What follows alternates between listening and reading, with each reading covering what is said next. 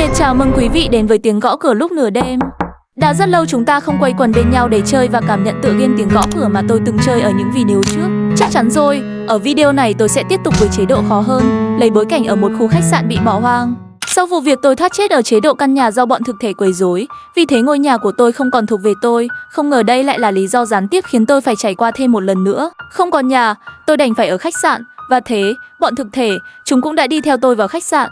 May thay ở đối diện khách sạn, có một cửa hàng chuyên bán những dụng cụ tự vệ. Những món đồ nguy hiểm này sẽ giúp tôi sống sót. Nếu tôi muốn còn thấy được mặt trời ngày mai, tôi buộc phải chạy và trốn qua mỗi đêm khỏi bọn thực thể. Số tiền có được từ việc sinh tồn chính là thứ duy nhất giúp tôi chuẩn bị cho đêm tiếp theo. Tôi có 25 đêm trong chế độ khách sạn lần này. Liệu rằng tôi có thể vượt qua 25 đêm với tình trạng còn nguyên vẹn hay không? Hay là tôi sẽ có một cái chết không được toàn mạng? Hãy xem đến cuối video để biết thêm chi tiết.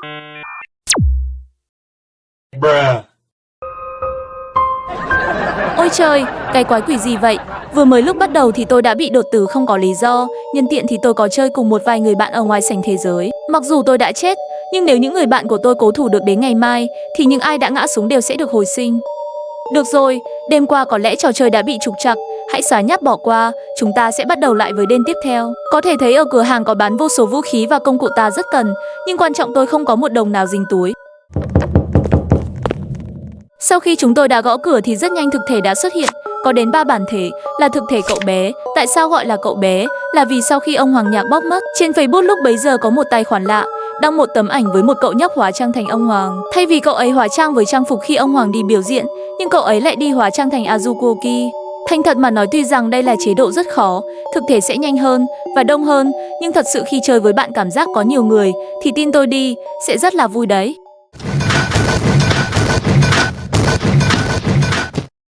Ngày 3, việc cần làm vào mỗi buổi sáng là phải mua trang bị chuẩn bị cho buổi tối. Nhưng một trong số chúng tôi đã gõ cửa, đồng nghĩa với việc skip thẳng đến ban đêm. Có lẽ tôi cần nói vài lời với những người bạn ở đây.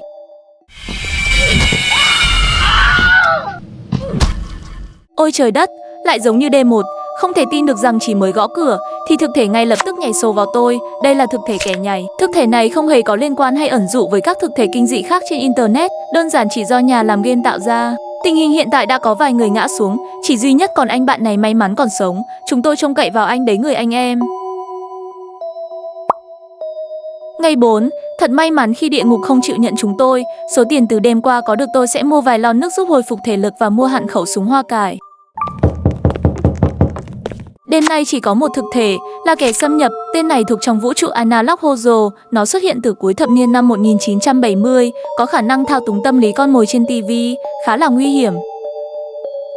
Ngày 5, tôi khá hụt hẫng vì đêm qua tôi vừa dứt câu khen thực thể kẻ xâm nhập khá nguy hiểm, nó lại chết rất nhanh dưới tay tôi. Vì thế tôi xin rút lại lời nói, nó chỉ nguy hiểm với những ai không có dân chủ.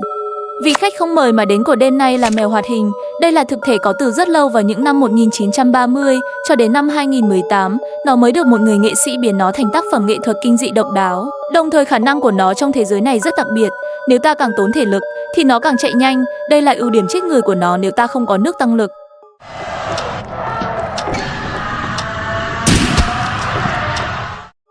Ngày 6, tôi không hiểu tại sao thực thể mèo hoạt hình lại không mang được nhiều tiền cho tôi. Với 800 tiền hiện có không ít cũng không nhiều, không mấy dễ chịu. Thôi thì mua tạm một bẫy gấu cầm cự vậy. Đêm 6 xuất hiện một thực thể rất kinh dị, là thực thể kẻ miệng dài. Nó có một thân hình như cái bóng màu đen, đôi mắt mở to quái đản. Và cái đáng sợ nhất ở nó chính là âm thanh nó phát ra, không khác gì tiếng khóc trẻ em. Nó là sự pha trộn ý tưởng từ nhiều quái vật có hàm hoặc miệng dị dạng, chứ không phải lấy nguyên mẫu từ một nhân vật cụ thể. Ta có thể bắt gặp từ rất nhiều bộ phim và game liên quan đến một con quái vật với chiếc miệng không được bình thường.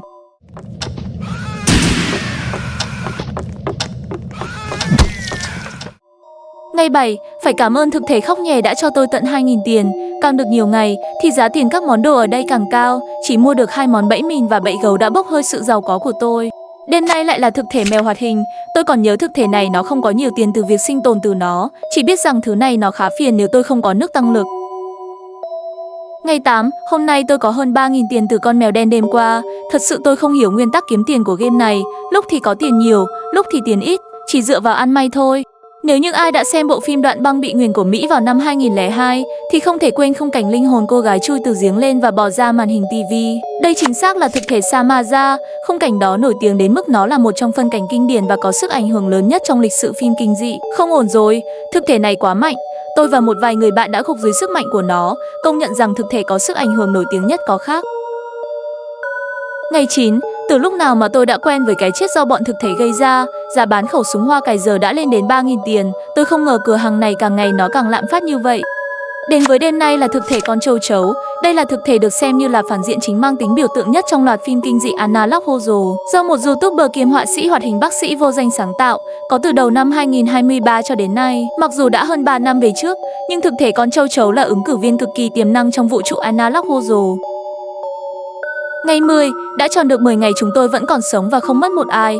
Hiện tại tôi có 1.000 tiền không khác gì 100 tiền khi ở vài ngày đầu, chỉ mua đủ keo dán làm chậm bước đi thực thể. Thực thể có mặt đêm nay là Wendigo. Đây là một trong những sinh vật huyền thoại lâu đời và có ảnh hưởng nhất trong toàn bộ thể loại kinh dị. Thậm chí nó trở thành truyền thuyết còn lâu đời hơn trước sự ra đời của điện ảnh và Internet. Nó vốn là một con người, nhưng sẽ biến thành Wendigo nếu ăn thịt đồng loại và bị linh hồn Wendigo nhập vào. Đó là lời nguyền dành cho những kẻ đã đánh mất nhân tính. Khoan đã, có thể thấy rằng tôi vừa bị nó tóm được, nhưng tôi đang tạo một cái dáng chết gì đây? Cảm giác nó cứ quen quen. À đúng rồi. Ngày 11, thế quái nào con Hiêu Lai người đêm qua không cho tôi một xu nào, vẫn mặc định 313 tiền, cứ kiểu này tôi khóc mất, thôi thì mua đỡ một bóng đèn cho có chút ánh sáng vậy.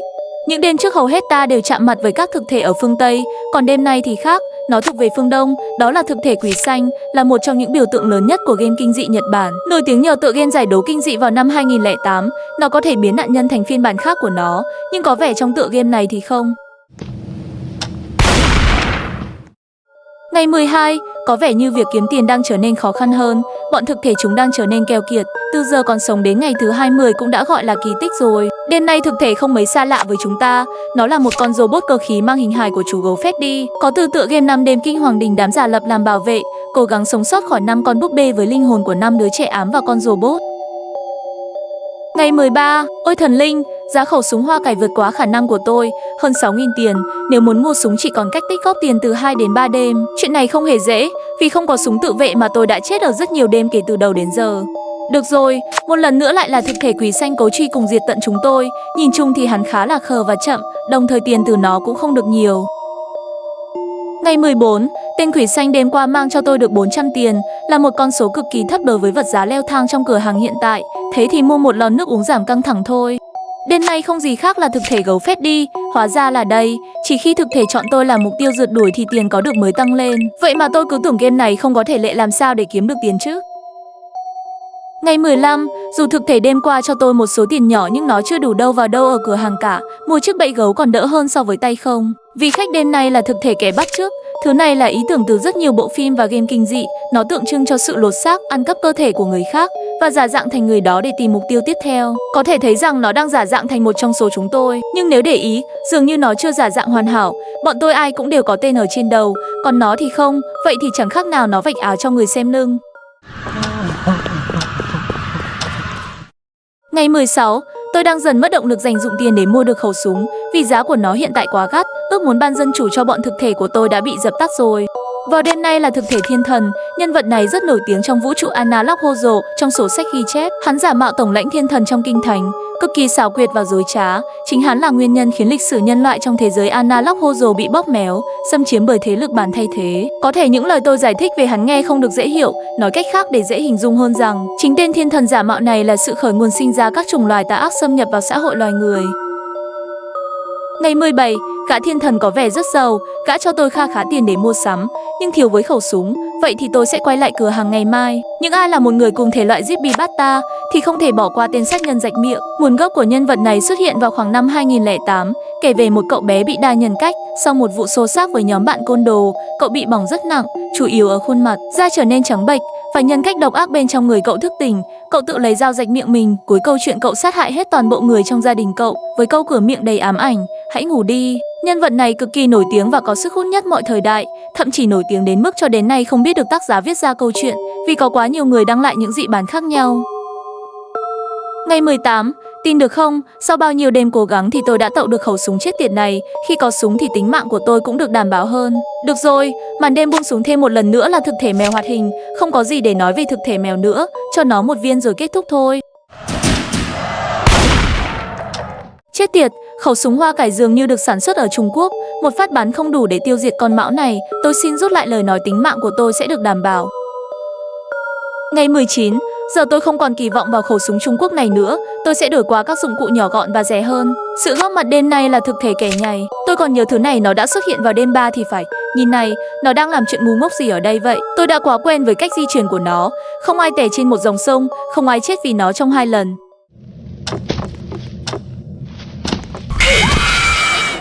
Ngày 20, như vậy sau đêm nay thì chỉ có 5 ngày ngắn ngủi nữa thì chúng tôi sẽ hoàn thành được chế độ khách sạn. Đêm nay là thực thể mang tính cách mạng trong thể loại analog horror hiện đại ngày nay. Nó là biểu tượng nhất nhì của làn sóng kinh dị trên tất cả nền tảng mạng xã hội. Đó là kẻ bị luộc. Nó cũng thuộc về tác giả bác sĩ vô danh. Xuất hiện vào năm 2024, được chính phủ phát thanh cảnh báo những người dân nếu thấy hình ảnh của kẻ bị luộc trên TV thì tuyệt đối không nhìn vào nó, vì nó có thể làm tê liệt nạn nhân qua màn ảnh, thao túng tâm lý và làm bất động người nhìn.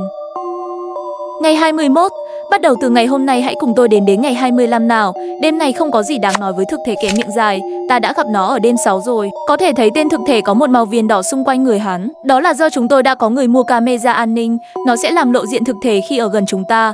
Rất có ích cho các đêm dài lắm mộng. Ngày 22, tôi nhận ra bọn thực thể chúng gây sát thương khá lớn, nên tôi mua 2 hộp cứu thương để chữa cháy lúc cần. Vào ban đêm là thực thể hoàn toàn mới, mang tên Khuôn Mặt Ma. Hắn là một trong các biểu tượng vĩ đại nhất trong dòng phim sát nhân truy đuổi, thậm chí còn sánh ngang với cả phim Thứ 6 ngày 13. Nó có từ loạt phim kinh dị châm biếm ăn khách tên là Tiếng Thét. Bộ phim không thiên về kinh dị thuần túy, mà nó là sự kết hợp tài ba giữa pha trộn kinh dị và hài hước. Ngày 23, thực thể đêm qua khá dễ chạy, nên tôi vẫn còn 2 hộp cứu thương chưa dùng. Tôi lại càng mong tôi đừng bao giờ dùng dù chỉ một lần luôn đấy chứ. Vậy là chỉ sau đêm nay thì còn đúng 2 đêm. Không gì khác là thực thể mèo hoạt hình. Theo trí nhớ của tôi thì con mèo này đã xuất hiện 3 lần. Không hiểu nó muốn gì ở bọn tôi. Tôi tự hỏi có lẽ một trong số chúng tôi có mùi của cá chăng. Ngày 24, tuyệt vời. Không thể tin được rằng ngày mai là ngày cuối chúng tôi ở khách sạn. 2 hộp cứu thương vẫn chưa đụng đến. Rất tốt. Cứ vậy mà phát huy. Đêm cận cuối là thực thể Samaza. Nó đã xuất hiện và tôi cũng đã nói nó rất mạnh. Khả năng của nó là hút linh hồn mục tiêu. Có thể nói nó là thực thể đáng sợ nguy hiểm nhất từ đêm 1 đến giờ.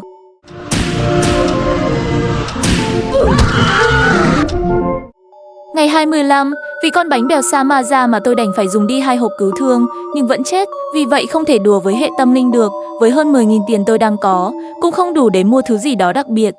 Được rồi, đêm cuối cùng tôi cũng đã lầm tưởng rằng sẽ có một thực thể hay rất nhiều thực thể đáng sợ. Nhưng không, chỉ có duy nhất thực thể Khuôn Mặt Ma xuất hiện.